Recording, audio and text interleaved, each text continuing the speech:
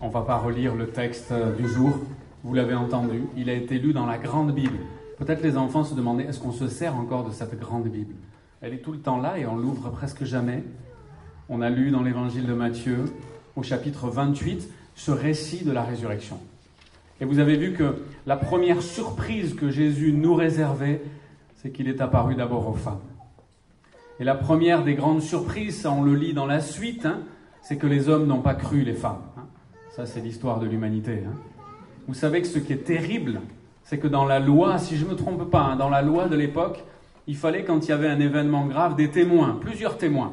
C'est pour ça certainement qu'on a 4 évangiles. Mais il fallait que ces témoins soient des hommes. Si c'était des femmes, ça ne comptait pas. On a l'impression que Jésus est en train de tordre le cou à ces idées fausses, comme quoi les femmes ne seraient pas dignes de confiance. Et c'est à des femmes qu'il va apparaître ressuscité. C'est à elles qu'il va dire « Allez le dire, je suis ressuscité !» Et allez dire à mes disciples que je les verrai en Galilée. C'est là que je les attendrai. Je ne sais pas si vous avez entendu dans ce passage aussi, Jésus dit « Vous, n'ayez pas peur ». Et ça me frappe dans ce passage, parce qu'il y en a qui ont eu peur ce jour-là. Les soldats qui étaient là, et qui ont vu cette pierre rouler, qui ont entendu ce tonnerre, ce tremblement de terre, eh bien, ils ont eu peur, ils étaient comme morts.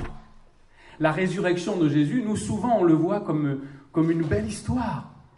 Une belle histoire toute douce, pleine d'amour. Mais c'est aussi une histoire pleine de puissance.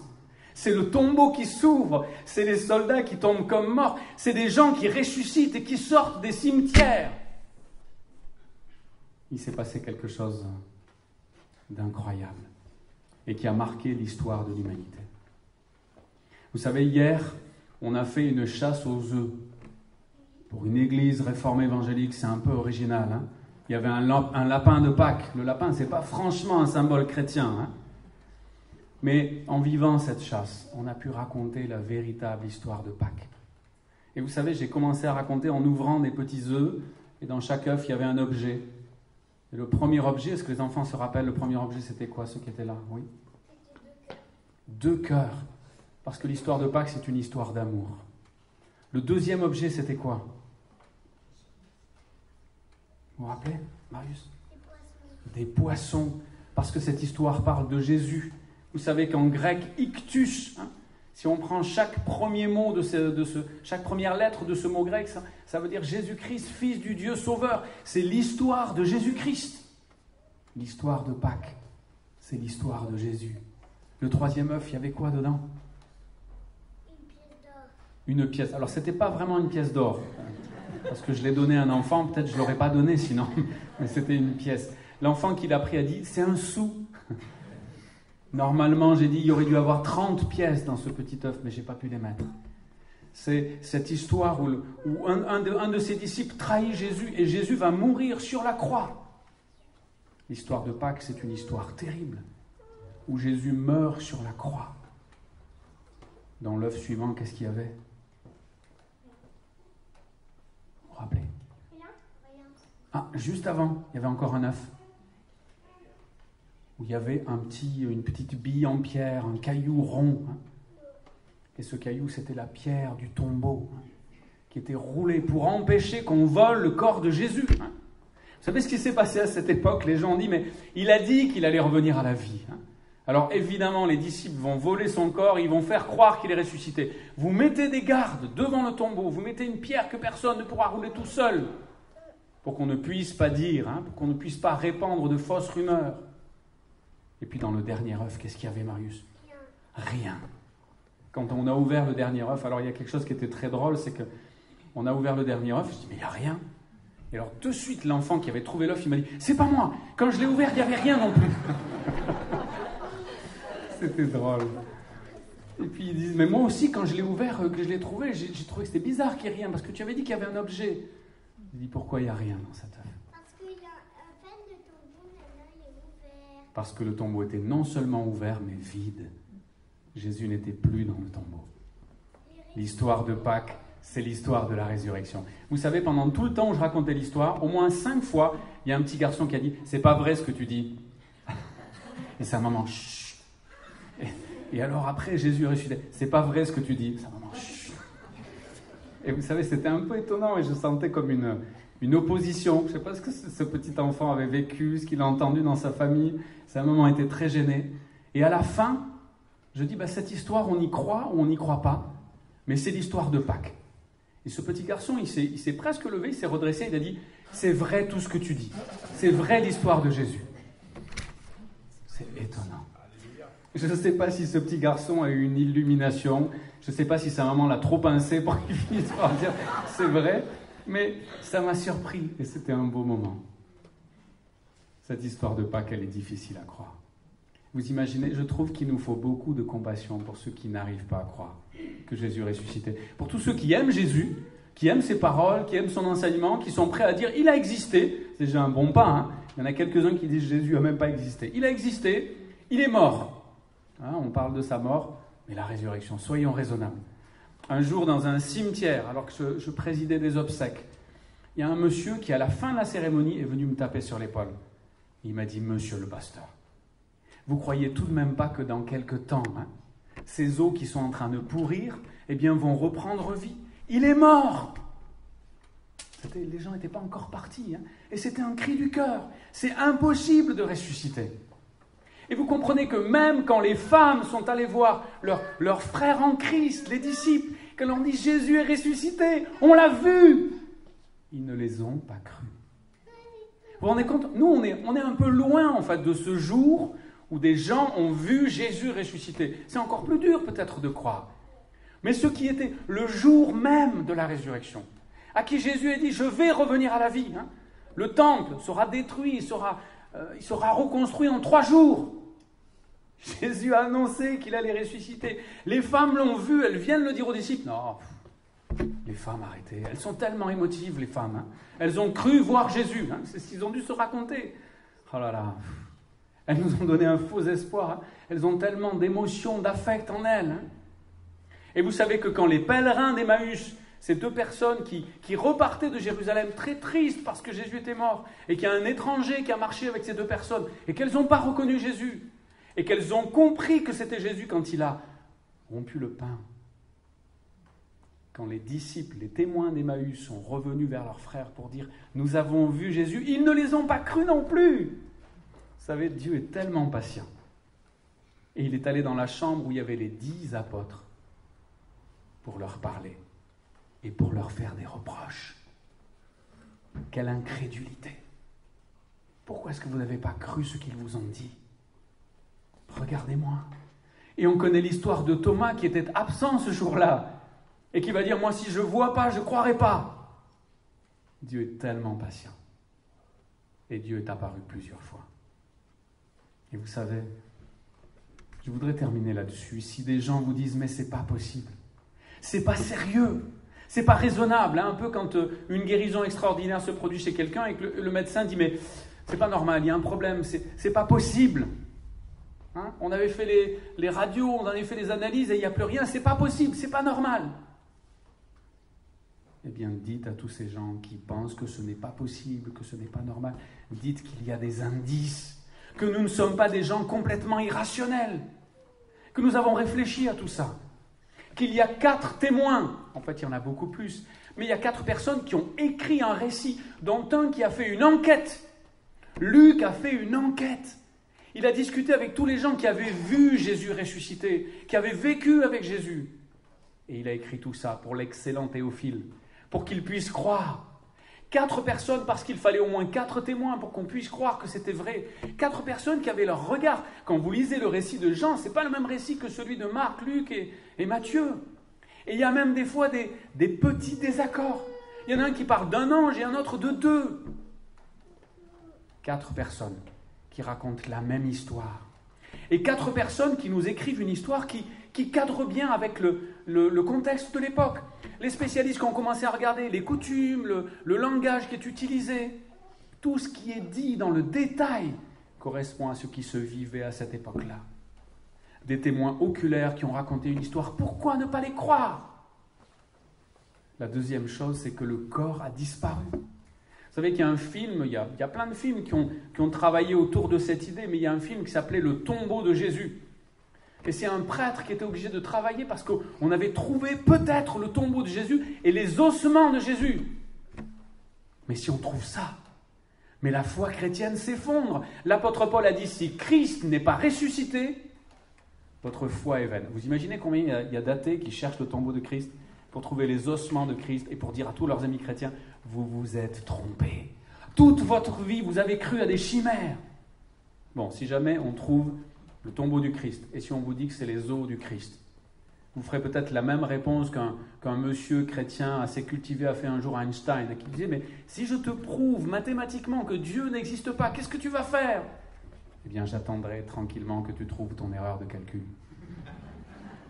Si on vous dit qu'on a trouvé le tombeau de Christ et ses ossements, et qu'on a fait des datations, et que ça correspond à peu près, et qu'il y avait marqué Jésus sur le tombeau, d'abord vous direz Jésus à l'époque, c'était un prénom assez courant quand même.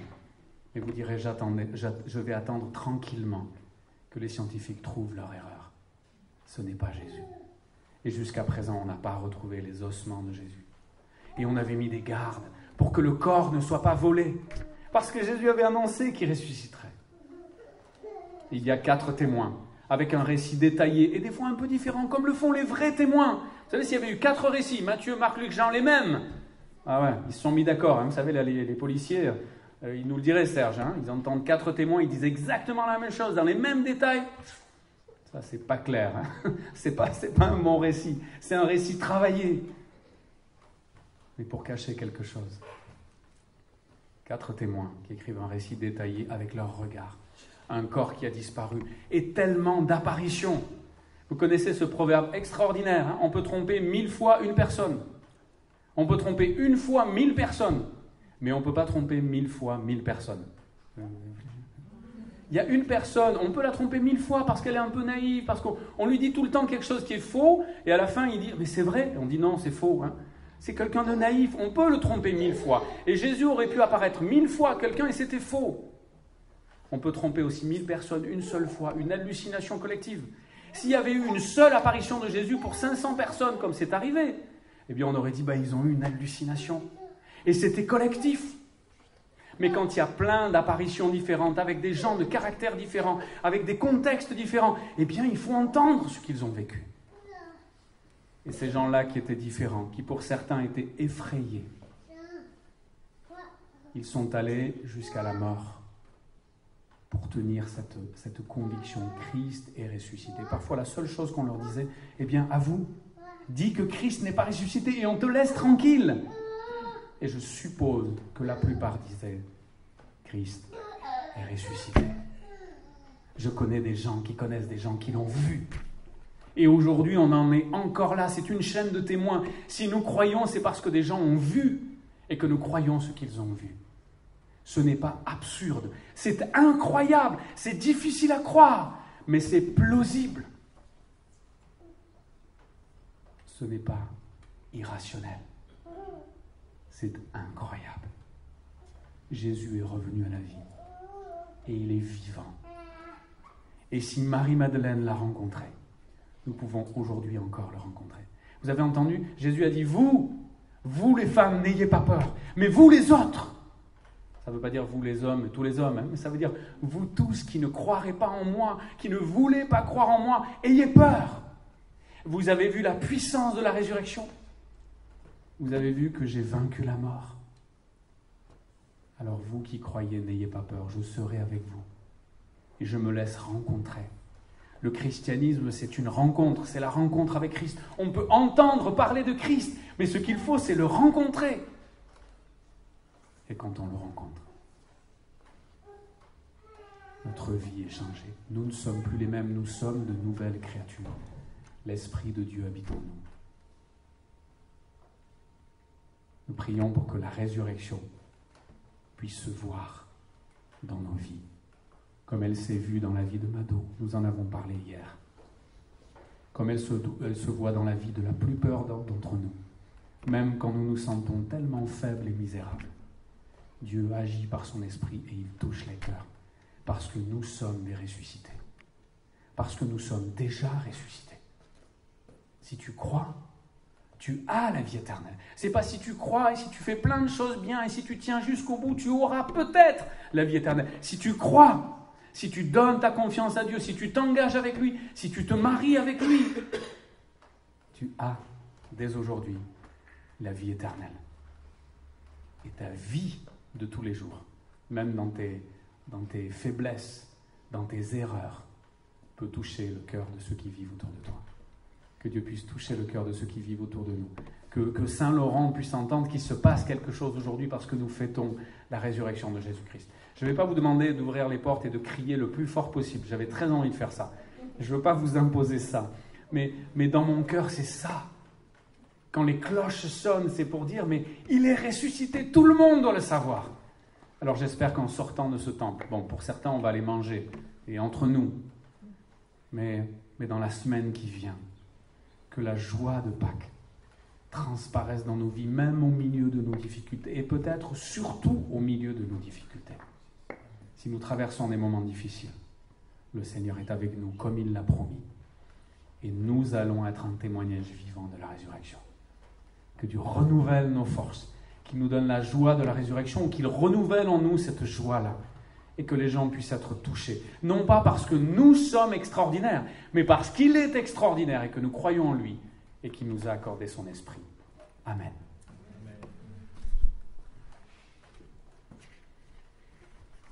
Avant de chanter le nom de Jésus, nous voulons faire quelque chose qui se faisait beaucoup dans l'Église ancienne. Je ne sais pas si on le fait encore beaucoup. C'est quelque chose de très court, mais de très important. Je vais vous demander de vous lever. Et pour tous ceux qui le veulent, vous pourrez répondre aux quelques questions que je vais vous poser et qui vous permettent de renouveler vos engagements avec Dieu et de confesser votre foi. Donc si vous êtes d'accord et que vous entendez ces paroles, vous dites un oui que les habitants de Saint-Laurent doivent entendre. Ou presque, au moins les voisins. Frères et sœurs, les textes bibliques nous rappellent régulièrement le sens de notre baptême. Ignorez-vous que nous tous, baptisés en Jésus-Christ, c'est en sa mort que nous avons été baptisés.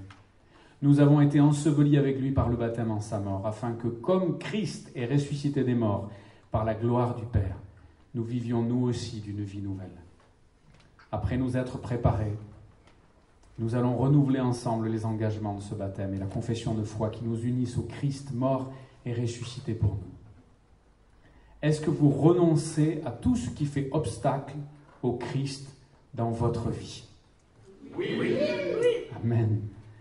Confessez-vous d'un seul cœur et d'une même voix la foi chrétienne. Nous allons le faire ensemble. Ceux qui le veulent peuvent dire ces paroles. Je crois en Dieu, le Père Tout-Puissant, Créateur du ciel et de la terre. Je crois en Jésus-Christ, son Fils unique, notre Seigneur, qui a été conçu du Saint-Esprit et qui est né de la Vierge Marie. Il a souffert sous Ponce Pilate. Il a été crucifié. Il est mort. Il a été enseveli. Il a forcé le séjour des morts. Le troisième jour, il est ressuscité des morts. Il est monté au ciel. Il s'est assis à la droite de Dieu, le Père Tout-Puissant. Il viendra de là pour juger les vivants et les morts. Je crois en l'Esprit Saint. Je crois à la Sainte Église universelle, la communion des saints, la rémission des péchés, la résurrection de la chair et la vie éternelle. Amen. Voulez-vous persévérer avec l'Église dans la foi, dans l'espérance et dans l'amour? Oui. Amen.